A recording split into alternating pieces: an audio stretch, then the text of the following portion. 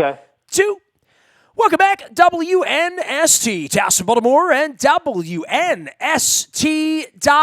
The Ravens are off to a great start here, but there's the downside to football. We talk about this each and every year at the Super Bowl. There's always someone that comes by talking about CTE. I've had my pal Dr. Crutchfield on many times talking about brain and concussion issues. Baltimore Magazine took it on this month as part of a stories about former Colts and surviving CTE and the sport. Ron Cassie has been a friend of ours.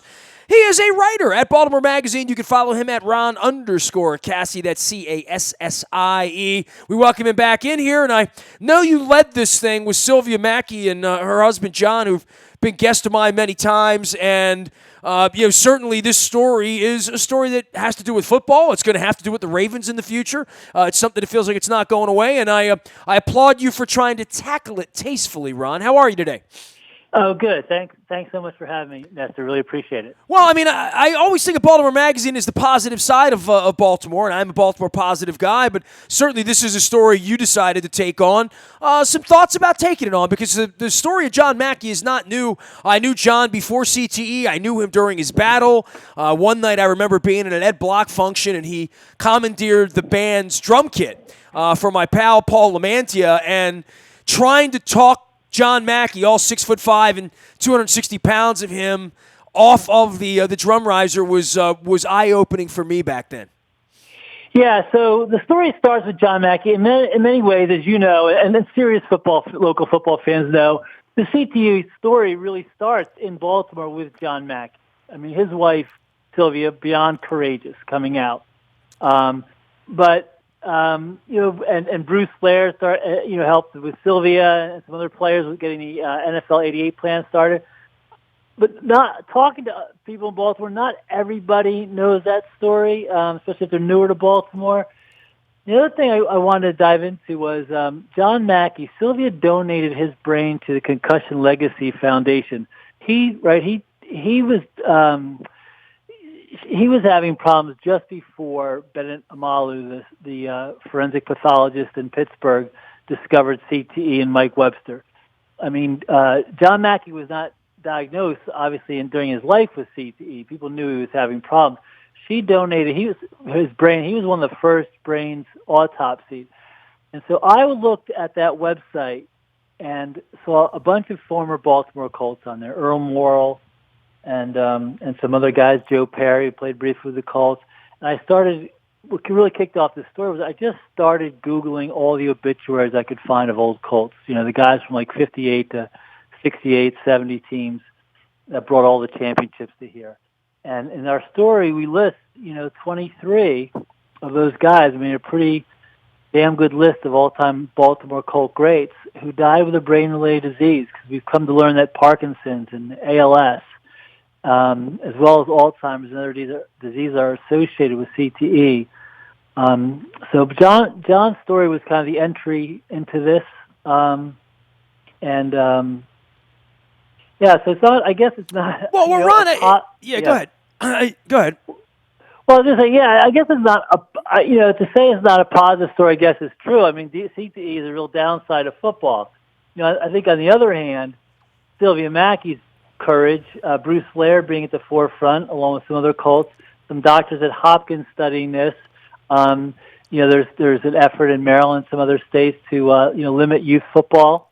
So I think it's worthwhile for readers. I don't think it's anti-football. I think it's it just goes along with it. I mean, it's the beginning of football season, and it's not all wine and roses. And certainly, I'm not adverse to covering this story and talking about this story, and have with many victims, including Sylvia, who sat with me, I think, most recently at Minnesota at the Super Bowl, maybe 2 seasons ago, where she and I got together in the mall and talked for 20 minutes about all of this. And what's really alarming about your story, and I invite everybody to go to BaltimoreMagazine.com and check it out.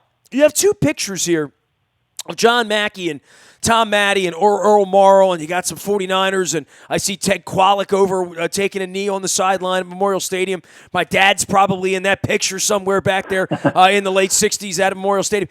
If you just look at the helmets, like in the picture, the helmets look like they're made out of almost leather, but obviously some sort of plastic. I don't know what they were made of in that era, but when you just consider men's heads hitting at this speed with this violence and knees and pads and the ground and everything that was hard and everything that's soft about your brain and my brain, which was the same as their brains and our skulls, we're all human, and that's sort of the cognitive issues associated with that and later in life. And then you look back at these pictures and think, oh, my God, what was protecting their heads? And I know in the modern era, we'll talk about helmets, and they bring those by to me, Ron, every Super Bowl, too. And, I see that they're sort of space age and made to protect players. But I think about what these guys were wearing on their heads 50 years ago, and it is kind of frightening. Really good point. And some some former players you may know have shared this story on their Facebook feed. Pat Toomey, who started with the Dallas Cowboys, Darrell Sanders, who played with the Lions, played with against a lot of these guys. Doug Nettles, who played with the Colts. Here's the thing, though, about and some of the readers commented about the helmet technology. This is one thing I guess that personally I'm curious about and I'm afraid of after talking to all the doctors. Is helmet technology is not going to prevent any of this? That our brain hits our skull essentially. It's not like helmets are good if you picture getting hit like a ball-peen hammer, right? Helmet will save your life. But when you have a collision, your brain rattles around inside despite what's ever on the outside. It'll prevent a skull fracture, but like a motorcycle accident would. But your brain hitting inside your skull would cause the concussion. So all the helmet technology in the world, doctors say, won't change this one iota. And one fear that I have personally, and I loved playing football. I was a middle linebacker on my high school team, had every opposing team's helmet color tattooed on mine by the end of the season. As I grew up, and guys who played just before me, when the helmets did change, we were taught to hit with our helmets. You put your forehead right between the numbers, and we were taught to block the same way. Because the old leather helmets, like my grandfather, my father may have started out with a single bar. They were taught to block and tackle with their head to the side. I'm 55 years old. I started playing Little League football in the 70s, right? I did as well. And those helmets look very familiar to me because that's what I had on my head when I was a Dundalk Longhorn in 1978 with John Rollo coming at me with the ball. Right. So then the helmets get better, but we're taught to use these helmets as a weapon. And I'm afraid this is actually just going to be worse. That when we see the Dave Duersons and Junior Seau's and Andre Waters and Aaron Hernandez and, there are Ravens, we know Jamal Lewis and LaRon McClain have asked for help on. Yeah, I ran into Jamal last week. I saw him in Miami, literally, walking toward the locker room. I saw him, asked him how he's doing. He said great, and, had a cocktail, and, invited him on the program at some point, and I'm sure he'll come on and talk about Coach Billick next week before the Ring of Honor. And, we love these guys, right? I mean, they're civic heroes, and yet John Mackey was a civic hero here, too, and that was just the last generation of this. And to your point, we haven't heard the end of this, and you say you fear. I think Roger Goodell fears. I think they all fear. I think Steve Bisciotti fears what this game is going to do to players over the next 10, 20 years. Yeah, I mean, it's remarkable when we think about the quarterbacks. In our story, Bill Troop, who was a backup with the Colts, and Earl Morrall and Kenny Stabler. These are not guys getting hit on every single play. They're certainly not going through high school and college double sessions where they're live hitting in the morning and the afternoon their whole lives. I think I'm afraid, like I said, that it's even going to be worse because when the helmets got better, we started to use them as weapons. The other I think thing that's concerning a little bit is the same thing happened with youth football. The studies show that if you start playing football before age 13, in the studies of the CTE, they found athletes, the onset of these issues comes 12, 13 years earlier. And I think the same thing, I'm afraid, happened at youth football. When the helmets got better, kids started to hit with the helmet. And you don't even have to play in the NFL to have this happen, or even college. You can get 8-10 years of tackle football in before you ever get to that level. Well, it's alarming. You got this it's concerning. 1968 Colts picture up here, man. You know, they went Yeah. 13-1, won a Super Bowl, the whole deal. Actually lost the Super Bowl in 69. I'm thinking Super Bowl Right. 5. But 10 players and 2 coaches. A lot of people wish they had won the Super Bowl 3. 10 players and 2 coaches pictured experienced brain-related issues likely related to football. I mean, for you to sort of link it to the Colts, because so many people link it to the Steelers, right? And Bennett Amalu. And the truth is, there's no link to any one place. It's kind of everywhere football has been played. Ron Cassie is here. He's Ron _ Cassie. He's over at Baltimore Magazine. The story's in the September edition. And I guess you've been working on this a long time, right, Ron? Yeah, I mean, it's been months, in the works. I mean, like everybody else, I've known about this issue for a long time and been following it along pretty closely. That photograph of the '68 Colts where we found 2 coaches and 10 players who so far have experienced brain-related issues. It's worth keeping in mind that there are, and I talked to other Colts, who talked about other players who I didn't name in the story and aren't listed in the story. They're not ready to come forward. There's a number of those Colts, of course, who are still alive, and CTE can't be diagnosed till afterwards. But I can assure you, tragically, there are more of those 68 Colts who are experiencing issues and will ultimately be diagnosed with issues. And I talked to Bill Curry, of course, the great former Baltimore Colts center and team leader, and he talks about having survivor's guilt. All the wonderful guys that he played with, the family that was the Baltimore Colts, in that locker room at Memorial Stadium, and John Mackey and Tom Matty lockers were right next to each other. They were best friends when they played together. It leaves open the question of what. Bill Curry said this. These are my words. He doesn't. Not that anybody thinks football is going away anytime soon, but he questions whether it can be played safely.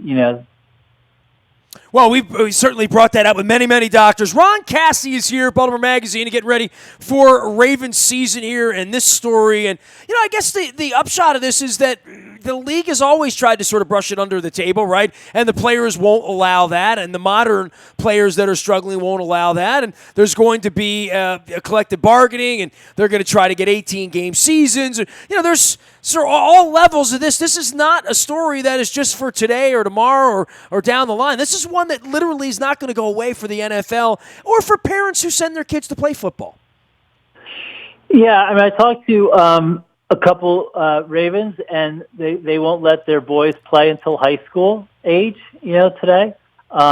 They talk about it, and it's talked about today in the locker room. I think we're seeing a lot of, obviously, some early retirements when we talk about, John Urschel or a Eugene Monroe who are concerned about this. It's not going anywhere.